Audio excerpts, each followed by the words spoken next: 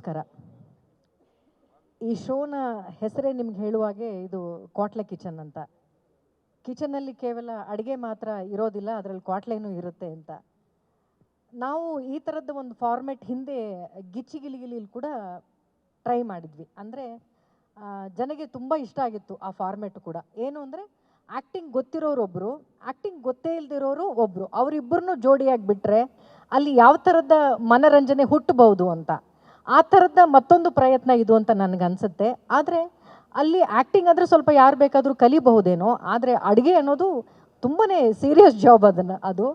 ಅದನ್ನು ಒಬ್ಬರು ಅಡುಗೆ ಮಾಡ್ತಾರೆ, ಮಾಡೋಕ್ಕೆ ಗೊತ್ತಿರೋರೊಬ್ಬರು, ಇನ್ನು ಅಡುಗೆ ಅಂದರೆ ಏನು ಅಂತಲೇ ಗೊತ್ತಿಲ್ಲಿರೋ ಒಬ್ಬರನ್ನ ಕಾಂಬಿನೇಷನ್ ಆಗಿಬಿಟ್ಟು ಅವರಿಬ್ಬರು ಮಾಡುವಂಥ ಒಂದು ಅಡುಗೆ, ಅಲ್ಲಿ ತಯಾರಾಗುವಂಥ ಅಡುಗೆಗಿಂತ ಅಲ್ಲಿ ಹುಟ್ಟುವಂಥ ಮನರಂಜನೆಯೇ ತುಂಬ ಮುಖ್ಯವಾಗಿ ಕಾನ್ಸಂಟ್ರೇಟ್ ಮಾಡಾಗಿದೆ ಈ ಶೋನಲ್ಲಿ.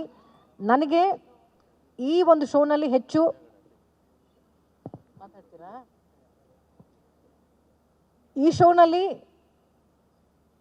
ಪಾರ್ಟಿಸಿಪೇಟ್ ಮಾಡೋದ್ರ ಜೊತೆಗೆ ಹೆಚ್ಚು ಕಲಿಯೋಕ್ಕಾಗತ್ತೆ ನನಗೆ ಅಂತ ನಾನು ಅಂದ್ಕೊಂಡಿದ್ದೀನಿ. ಯಾಕಂದರೆ ತುಂಬ ಒಳ್ಳೆ ಅಡುಗೆ ಮಾಡುವಂಥ ಹಲವಾರು ಶೆಫ್ಗಳು ಈ ಕಾರ್ಯಕ್ರಮದಲ್ಲಿದ್ದಾರೆ.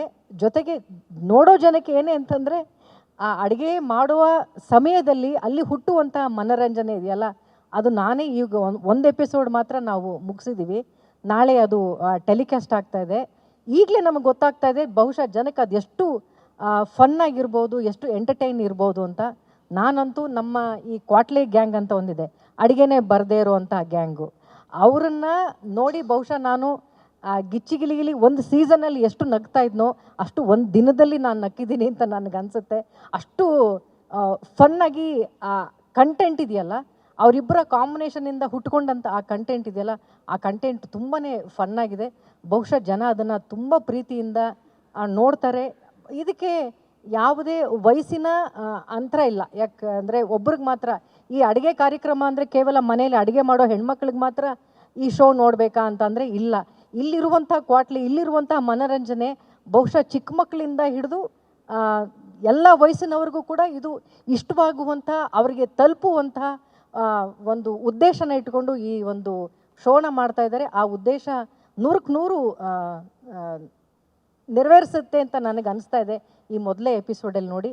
ನಾನಂತೂ ಗಿಚ್ಚಿಗಿಲಿಗಿಲಿ ಕೇವಲ ನಗ್ಸೋಕ್ಕೋಸ್ಕರನೇ ಇದ್ದಂಥ ಕಾರ್ಯಕ್ರಮದಲ್ಲಿ ಎಷ್ಟು ನಗ್ತಾ ಇದ್ನೋ ಅದಕ್ಕೆ ಸರಿ ಸಮಾನವಾಗಿ ನಾನು ಇಲ್ಲಿ ನಕ್ಕಿದ್ದೀನಿ. ಅಷ್ಟು ಮನರಂಜನೆ ಈ ಕ್ವಾಟ್ಲೆ ಕಿಚನ್ನಲ್ಲಿ ಇತ್ತು ಅಂತ ನಾನು ಹೇಳಬಲ್ಲೆ.